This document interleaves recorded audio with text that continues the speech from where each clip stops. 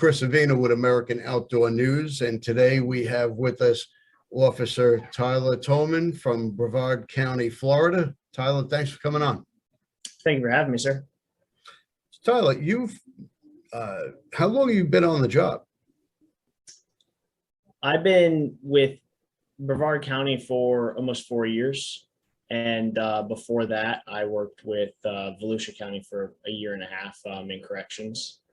So I'd say it's about 5.5 years in law enforcement in total. Have you always wanted to be in law enforcement, or just kind of fell into it? Yeah, my dad was a cop before me, so was my mom. So I can't think of anything else I ever wanted to do than law enforcement. I thought about the military for a little bit, but then kind of found my home in this career instead. Well, you're pretty young. I mean, you're you're what, in your mid-20s? I turned 29 in June, so I just turned 29. Wow, you look young. Yes, yeah, I'm lucky in that way. Now, you were just awarded Officer of the Year. Yes, I received Officer of the Year for my agency, for the Chief of Police Association in Brevard County, and for the NRA. That's quite an honor. How does one get bestowed an honor like that? All of them, obviously, they're nominated awards. So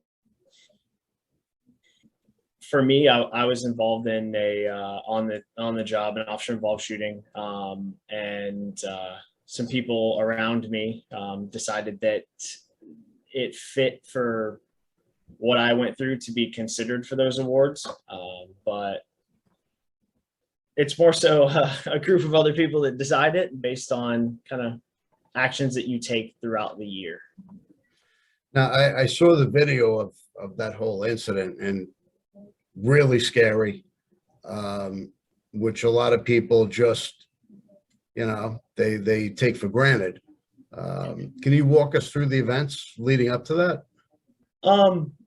So when I was in patrol, I'm in investigations now, but when I was in patrol, I was a very proactive cop. I always had that drive to find the next big bust, to the chasing the bad guy all the time. That was just who I was, or even still am in investigations.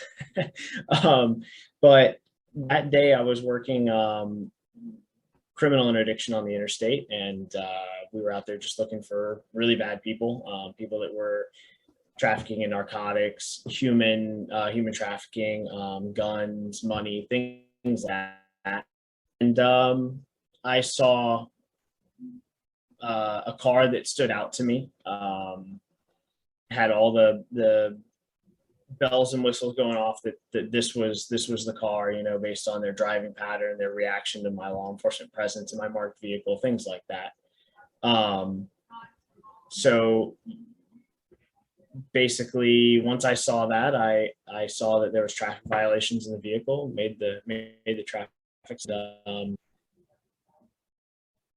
kind of started making contact with people in the vehicle, trying to identify people, things like that. And obviously, as we were getting through that process, things took a pretty seriously negative turn. And the backseat passenger, when asked to exit the vehicle, emerged with a short barrel carbine rifle, and needed to open fire on myself and another deputy on scene, Brian Potters. And it quickly went from looking for a bad guy to fighting for survival. He wasn't the average bad guy. He had made up his mind. He was there to, it was him or us. And there were points in the exchange where he aggressed on us with this short barrel rifle. With I wholeheartedly believe the intention of killing both myself and Brian Potters. Unfortunately for him, we both made it out of it alive. and unfortunately he did not.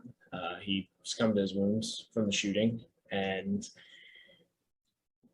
we went to go on to live and experience time with our families. And Now, a routine traffic stop, so to speak, yeah, can turn bad very quickly.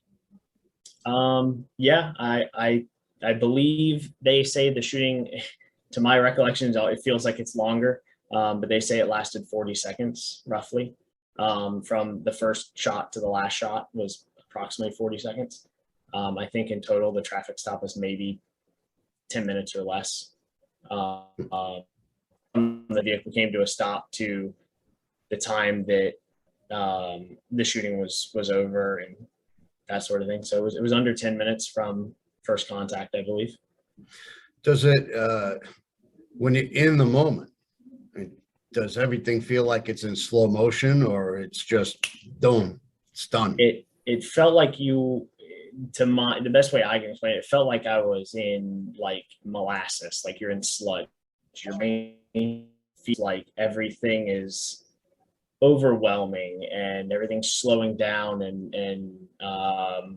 in reality it's not. But to me, I felt like the entire from first shot to last shot, I felt like that incident was several minutes. I remember somebody asking me, and that was my answer, that I felt like it was at least 2 or more minutes of exchange of gunfire, but it actually wasn't. After watching the video. How far were you? How far away were you from him? From the from once I was in a position to be able to engage in a gunfight with him, and I was able to get into the gunfight. He was at the front of his car, and I was at the back of my patrol SUV. So I would say about 2 car lengths and maybe another 3 feet in between the cars. So not very far. less than 20 feet. I'd probably say a little, something like that. A little further than that. Yeah. Still, that's pretty damn close. At moments it was that far, and then at moments it was arm's length away. We were pretty close at the end of it. So you and your partner are both, able to walk away from it. Was he wounded, your partner? Yeah, he in the, I believe it was the midsection of his shin, and the round hit the shin and then kind of turned and rolled down his shin through his ankle and into the top of his foot, top of his heel, where I believe it got stopped or wedged there. Wow. So he had to undergo some surgeries for that to be able to heal and walk properly and those things. Okay. Is he still active duty? I'm sorry, you cut out for a second. Is he still active duty? He's still on the job? He still is currently employed by the agency as of right now. To the situation, he had some trauma to the front and rear of his head that he has not returned to duty yet.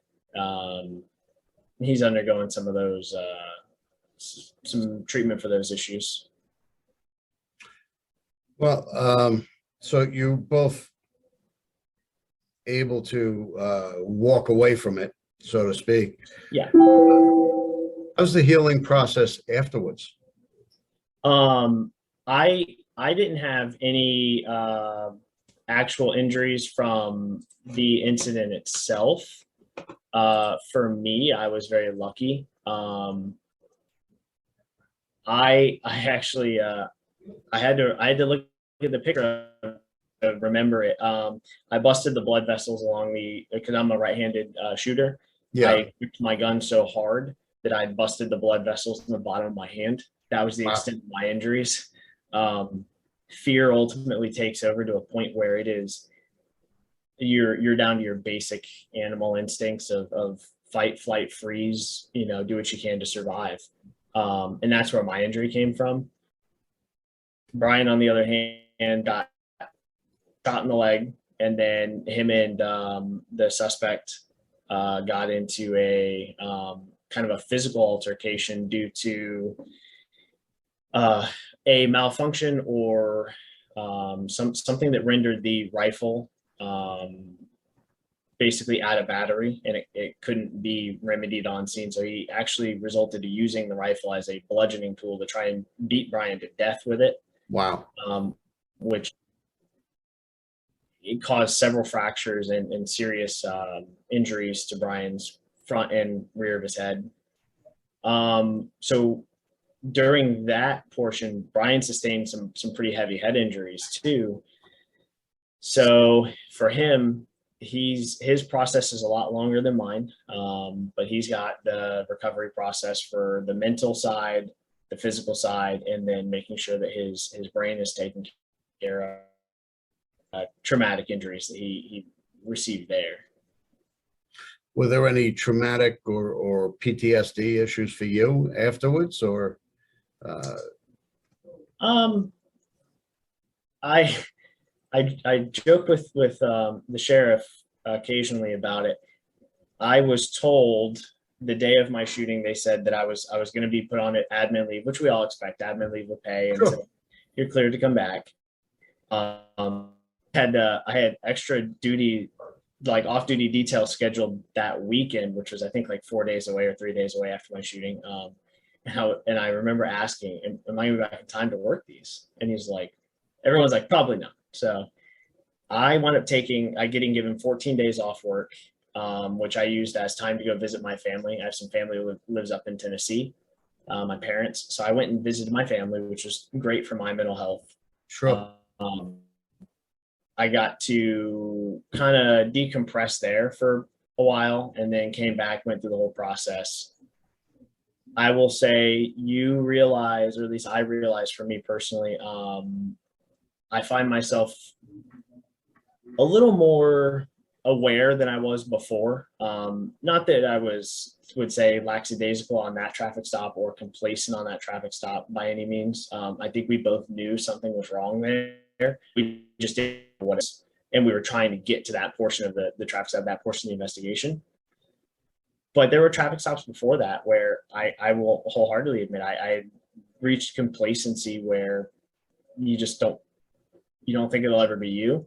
Yep. So I wouldn't necessarily say post-traumatic stress in a way, but as a very serious wake-up call that I'm able to come back to work and conduct traffic stops. Still occasionally work the interstate interdiction where I actually got into that incident out there working that. I still go back and work it occasionally, as much as I can, honestly. So for the most part, mentally, I think I'm good for now. I mean, obviously, you can talk to some veterans and stuff like that I work with that say it could crop up later in life. So I try to focus heavily on my mental health, which I think will hopefully help me in the long term. Through, time and experience, you become a little more cautious in the way you approach things. You're a little more, you analyze things before you step in. Yeah, a little slower, taking an extra step back. So now you're in investigations. Yes, sir. What does that entail? So I work for one of our general crimes units. So I work most felony persons crimes. So we have specialty units for homicide, special victims for sex crimes and things like that. We work most of your stuff like an aggravated battery, stuff like that. We work burglaries to your house, your vehicle, stolen property that needs felony amount to get sent up to me or one of my partners in my current zone. And so we do that investigation there. And so if I get a case that say like a felony, someone broke in your house and stole some stuff out of there, that's the kind of stuff I work. Or if somebody shoots at somebody but they don't hit them or they don't kill them, then I'll work that case too. So we're kind of a jack of all trades in this current. Well, in today's climate, what do you come across most often? We in my zone currently, we deal with a lot of theft. And I don't know necessarily that can't really pinpoint it to one thing, like whether it's, you know, the influx of cost of living or if it's a drug related issue. I mean, there's all kinds of reasons why people do what they do. We do a lot of more theft and more fraud, at least at this current time. But you get waves of different things throughout the year. So it's on the rise right now. I don't know if on the rise is the right term. It's just we're in a moment where for right now that's what we're dealing with more of is the thefts. At the beginning of the year, during tax season, we get a lot of frauds. So we get a lot of people that are trying to defraud people there that comes in. So Yeah. you get it just all depends on almost what season it is. Yeah. It sounds It's like, weird. it's like you get little bubbles of Yep. spurts of different crimes. Yeah. Huh. So what's next for you? Where do you see yourself going from here? Um, I I will probably see myself being in a position for a little bit, just kind of building up like that knowledge, that training and experience that way. I'd say I see myself here for at least 2 years or more. Mhm. There's a thought process in law enforcement that when you first become a cop, you don't know how to be a cop until you've been one for at least 3 years or longer. And I think that kind of holds true here. You don't know how to truly in-depth investigate a crime until you've been doing it for a while. So after that, then I'm very open to some more specialty investigative avenues, maybe something along the lines of our narcotics unit or something else. You never know. I mean, it could be anything. I guess it just depends on how I feel in a couple of years. Yeah. Well, I'm gonna start a little trouble here. Um, how long before you run for sheriff? Oh, I'm a little young for that. I don't think I have the experience to try and fill the shoes of Sheriff Ivy. He's doing what he's elected to do, and he's doing it great. So those of us here, we love him. Our community loves him. Because of the things he does, our community loves us. Yeah. It's I can't fathom the work and the effort he puts into making a successful agency, a respected agency, and an agency that the community looks at us where we're not mistreated by our community typically. We get respect and treated well by people. So you find people in Florida are more officer friendly, or they're more, I don't know about Florida in general, but at least the areas I've worked in, over here in Brevard County, working in Cape Canaveral, working in our North Precinct, our East Precinct, and stuff like that. I know for a fact you will get a different clientele between here and the larger cities like Miami or Orlando or Daytona, where I grew up over in Volusia County, Yeah. area. You get a different group of people. So it's nice here. It's nice here. I don't see myself leaving anytime soon. That's for sure. So you won't be coming up to New York to be a police officer here. Oh no. Oh no. We actually just got a couple of people who left New York and came to us. So it's Yeah, they're leaving here in droves. is the sheriff's office is recruiting heavily right now. I mean, and we have a sheriff that backs us. If you're doing it right and you're out here fulfilling the mission of the agency, and you're not, putting a bad light or bad look on the agency, he'll back you all the way. And I think that's the one thing that so many people miss out on working at other agencies. So we're definitely small. That's great. That's great. Well, I definitely appreciate you coming on. I know you're at work, so you have things to do. Yeah, I scheduled out a little time for this today, so my sergeant knows I'm good on my caseload. That way we could have this time to talk and make sure that we could get this story out to more people. You know, that it helps law enforcement around the nation.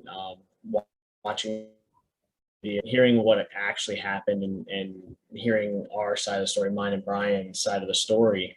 We're hoping it helps make cops safer every day, and we're also hoping that it sheds light to the communities around us of the potential dangers in this career.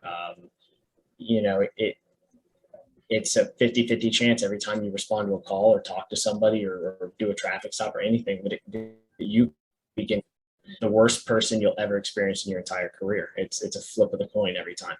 So, Well, I come from a law enforcement family. My father, my uncle, my cousin, they were all on the job. And I know that you have one of the few jobs that your main job is to make it home at night. And Yep. that may or may not be possible depending on circumstance. And a lot of people neglect to see that or refuse to see it. I'll definitely say, you know, I have a wife and a beautiful 3-month-old baby now, and I have my son, but I'll definitely say I will do everything I can to make it home alive every day. But we don't get that. Nobody gets the promise of tomorrow. But there are definitely times where, you know, we're going to a call that we know in the back of this one. You know, I mean, any one of them could be the one, but you're going to a certain call and you know in the back of your head, this could be the one. So it's things that you have to be able to come to terms with. Otherwise, you won't be able to do the job the way you have to protect other people, yourself, your partners. You just kind of have to be able to put that thought behind you and go in and do your job to the best of your abilities. Well, I certainly appreciate what you do, and you know the rest of the people that do it along with you. It definitely takes a team. It's not a solo job. But hey, I definitely appreciate you guys, and I thank you for taking the time today to speak to us. Thank you for giving me the opportunity, sir. All right, you stay well, be safe, and hope to see you again at some of the shows. Absolutely. Thanks again. Thank you. We love our children. We protect them. We guide them. We prepare them for life in the world. With all that we do, from deep in our hearts, we cannot control all things. Life-threatening illnesses and disabilities affect far too many of our children each year. While we cannot change the circumstance, we can make dreams come true. Dreams to provide hope, to provide spiritual healing and strength, to provide moments of happiness and relief in the hardest of times. We can give a glimmer of light and hope in a time of darkness and despair. Join huntofalifetime.org to help make dreams come true, to provide hope for children with life-threatening illnesses and disabilities. Hunt of a Lifetime is a non-profit organization fulfilling dreams for hunting and fishing trips to youth 21 and under with life-threatening illnesses and disabilities. Visit huntofalifetime.org to learn how you can make a difference.